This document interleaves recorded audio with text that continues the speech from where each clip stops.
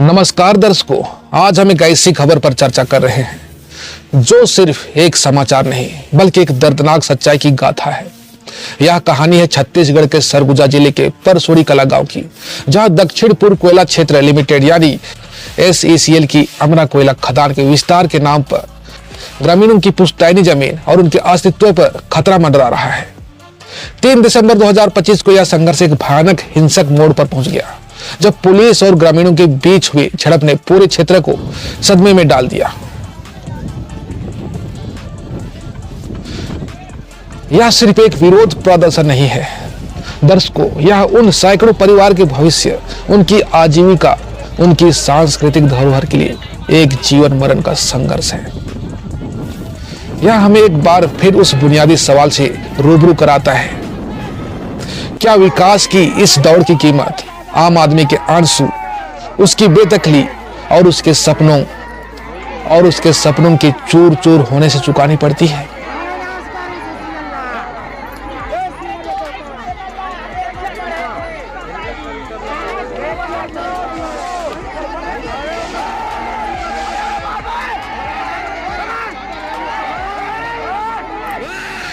कल्पना कीजिए एक ऐसे गांव की जहां हर पेड़, हर नदी, हर खेत में पेड़ियों की यादें बसी हो, जहां की मिट्टी सिर्फ मिट्टी नहीं बल्कि उनके पूर्वजों की विरासत है, उनकी पहचान है।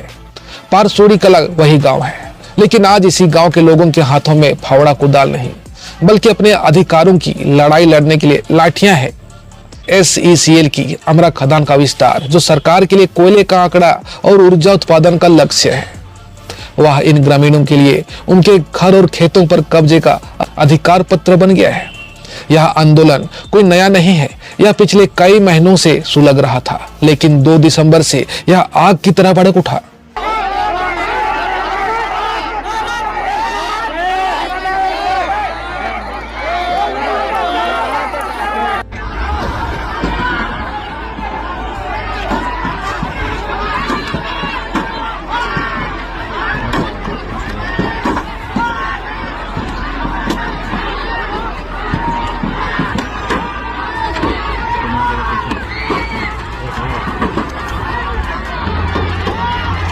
और हाथ सबको देखिए लाल हो गया पूरा खून से। अरे पाड़ी पूरा मार दी। देखें वही तो हम तो बैठ के कर रहे हैं। देखिए कैसे कर रहे हैं लोग। प्रशासन है कि क्या है, पत्थरबाजी चल रहा है पूरा उधर से। को मार दिए हैं। क्या चल के आ रहा है यहाँ पे पत्थरबाजी।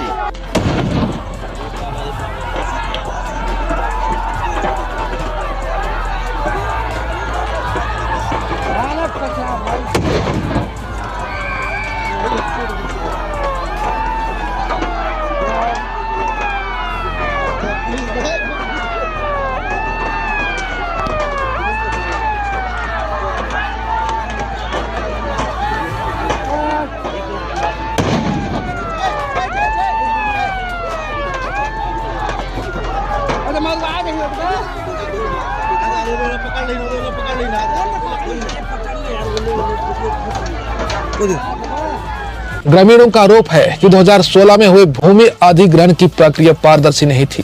मात्र 19% लोगों ने ही मुआवजा स्वीकार किया और बाकी लोगों को ना तो वादे के मुताबिक रोजगार मिला और ना ही उचित मुआवजा। एक ग्रामीण महिला लीलावती, जिनके सिर पर इस झड़प में चोट के निशान है, उनकी आवाज कांपती हुई आंसुओं से भरी हुई थी। यह मिट्टी हमारी माँ है। SECL कोयला तो निकाल लेगा, पर जब यह जमीन चली जाएगी तो हमारे बच्चों का पेट कौन भरेगा। हमारी पैतृक जमीन पर बुलडोजर चलाना सीधे हमारे दिल पर चोट करने जैसा है। हमारे गांव परसोड़ी कला का मिट्टी हम बहुत प्यारा है, हम नहीं देने चाहते। तो बस कोयला निकाली, SECL खोद के मढ़ाई दी, हार बेंदर सब कुछ कर दी। अब हम इतना कहाँ जाए। मतलब हमारे दादा ससुर कमाइस खाई, बाबा ससुर कमाइस खाई, हम ससुर कमाइस खाई, हम हमार पारी आएगी, मोर पारी आएगी तो मैं का बेच दो। ये शब्द केवल एक व्यक्ति का दर्द नहीं बल्कि पूरे आदिवासी समुदाय की उस सामूहिक पीड़ा की गूंज है, जो विकास के नाम पर हो रही विस्थापन और उपेक्षा को रोज झेल रहा है। अब हम आपको 3 दिसंबर की उस दर्दनाक दोपहर की क्षण क्षण की गवाही देते हैं। दिन के करीब 1 बजे लगभग 200 पुलिस कर्मियों, राजस्व और प्रशासनिक अधिकारियों की एक भारी टुकड़ी, जिसमें वरिष्ठ अधिकारी भी शामिल थे, अधिग्रहित भूमि पर कब्जा जमाने और खनन की तैयारी शुरू करने की इरादे से साइट पर पहुंचे। उनके सामने खड़े थे पारसोड़ी कला के ग्रामीण, पुरुष, महिलाएं, बुजुर्ग, जिनके हाथों में लाठियां, कुल्हाड़ियां और स्लिंग शॉट थे। यह कोई पहले से तैयार की गई हिंसा नहीं, बल्कि मजबूरी में उपजा एक हताश प्रतिरोध था। ऐसे ही प्रशासन ने आगे बढ़ने की कोशिश की, पत्थरबाजी शुरू हो गई। हालात इतने बिगड़े कि पुलिस को तुरंत अतिरिक्त 100 जवानों को बुलावा भेजना पड़ा। जवाब में पुलिस ने लाठीचार्ज, भारी पत्थरबाजी और आंसू गैस के गोले दागे। यह मुठभेड़ इतनी तीव्र थी कि इसकी गूंज पूरे इलाके में सुनाई दी। अरे बाहर निकले पुलिस वाले।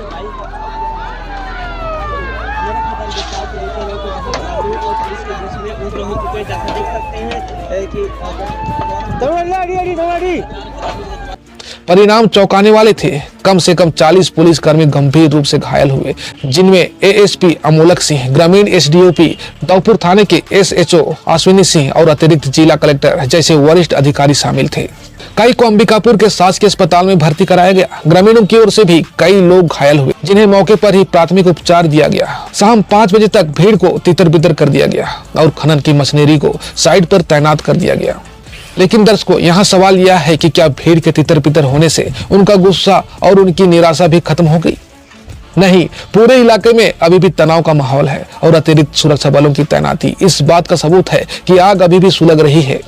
अब हम इस संघर्ष की जड़ों में जाते हैं। यह विवाद सिर्फ जमीन के एक टुकड़े को लेकर नहीं है, यह पर्यावरण, अर्थव्यवस्था और सामाजिक न्याय के टकराव की कहानी है। ग्रामीणों का सबसे बड़ा डर पर्यावरणीय विनाश का है। कोयला खनन से निकलने वाली धूल और जहरीले रसायन उनकी उपजाऊ कृषि भूमि को बंजर बना देंगे। भूजल स्तर गिरेगा और बचा कुचा पानी प्रदूषित हो जाएगा। यह सिर्फ आज की पीढ़ी का संकट नहीं, बल्कि भविष्य की पीढ़ियों के लिए भूखमरी बीमारियों का दस्तावेज तैयार करना है। दूसरा मुद्दा आजीविका का है। इन ग्रामीणों की अर्थव्यवस्था कृषि, वनोपज और पशुपालन पर टिकी है। जमीन चली गई तो वो क्या करेंगे? मुआवजे की रकम कुछ सालों में खत्म हो जाएगी, लेकिन रोजगार का संकट जीवन भर रहेगा। तीसरा और सबसे महत्वपूर्ण पहलू है विश्वास की कमी। 2016 के अधिग्रहण के वादों को निभाया नहीं गया। ग्रामीणों की मांग स्पष्ट है: उचित और पारदर्शी मुआवजा, वादा की गई नौकरियों का पालन और कंपनी व प्रशासन के साथ एक सम्मानजनक संवाद। दूसरी ओर प्रशासन का तर्क है कि भूमि अधिग्रहण कानूनी प्रक्रिया के तहत हुआ है और देश की ऊर्जा जरूरतों के लिए यह जरूरी है। लेकिन सवाल यह उठता है, क्या कानूनी होना हमेशा नैतिक भी होता है? क्या विकास की परियोजनाओं में स्थानीय समुदाय की सहमति और भलाई को नजरअंदाज किया जा सकता है? सरगुजा का यह मामला एक बड़े राष्ट्रीय पैटर्न का हिस्सा है। हस्तो अरण्य के जंगलों से लेकर उड़ीसा के नियमगिरी तक आदिवासी और ग्रामीण समुदायों को बार बार इसी तरह के संघर्ष झेलने पड़ रहे हैं। यह आंदोलन हमें यह याद दिलाने का एक कड़वा सबक है कि सच्ची प्रगति वही है जो सबका विकास करे, जो किसी को पीछे ना छोड़े। इस मामले को समझने के लिए हमें भारत के भूमि अधिग्रहण कानून, विशेष रूप से 2013 के कानून पर भी नजर डालनी होगी, जो आदिवासी और ग्रामीण इलाकों में सामाजिक प्रभाव आकलन और ग्राम सभा की सहमति को अनिवार्य बनाता है। सवाल यह है कि क्या पारसोड़ी कला में इन प्रावधानों का पालन हुआ? क्या ग्राम सभा की सहमति ली गई? दूसरा पहलू पुनर्वास और पुनर्स्थापन का है। देश में ऐसे अनेक उदाहरण हैं जहां विस्थापितों को दोबारा बसाने के वादे खोखले साबित हुए हैं, जिसमें समुदायों की सामाजिक फाइब्रिक टूट जाती है और वे गरीबी के दलदल में फंस जाते हैं। आर्थिक दृष्टि से कोयला खनन से राजस्व को राजस्व तो मिलता है, लेकिन स्थानीय स्तर पर यह दीर्घकालिक आर्थिक संकट पैदा करता है। क्या विकास के इस मॉडल पर पुनर्विचार की आवश्यकता नहीं है? क्या नवीनीकरणीय ऊर्जा और स्थानीय संसाधनों पर आधारित विकास के वैकल्पिक रास्ते नहीं तलाशे जाने चाहिए? सामाजिक रूप से यह संघारों, आदिवासी अस्मिता और उनके जल, जंगल, जमीन के अधिकारों का संघर्ष है। यह उनकी सांस्कृतिक धरोहर के साथ साथ उनके संवैधानिक अधिकारों की लड़ाई है। तो फिर इस गहन संकट से निकलने का रास्ता क्या हो सकता है? पहला और सबसे जरूरी कदम है बिना शर्त संवाद। सरकार, SECL, ग्रामीण प्रतिनिधियों के बीच एक पारदर्शी और ईमानदार बातचीत की मेजबानी करनी होगी। दूसरा, 2016 के बाद से हुए सभी वादों की स्वतंत्र जांच कराई जाए और उन्हें पूरा करने का रोड मैप तैयार किया जाए।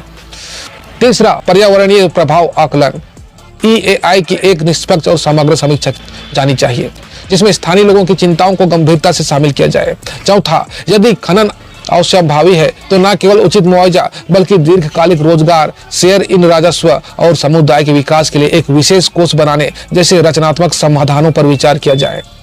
अंत में दर्शकों, हमें विकास के अपने पूरे नजरिए पर पुनर्विचार करने की आवश्यकता है। क्या विकास का मतलब सिर्फ भवन और बिजली बनाना है या फिर उस समुदाय का कल्याण भी है जो इस धरती पर रहता है?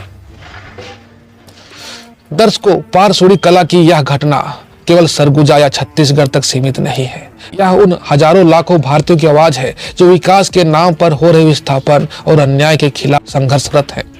यह हमारे लोकतंत्र, हमारी मानवता और हमारे भविष्य के लिए एक चुनौती है। हमारी प्रार्थना और उम्मीद है कि हिंसा का यह दौर थमेगा, बुद्धि और संवाद का स्थान लेगा और एक ऐसा समाधान निकलेगा जिसमें न केवल कोयला बल्कि मानवीय मूल्यों पर न्याय की भी जीत हो। इस निरंतर विकसित हो रही स्थिति पर हम आपकी नजर बनाए रहेंगे। अधिक अपडेट्स के लिए बने रहिए। आपको दिन शुभ हो। धन्यवाद।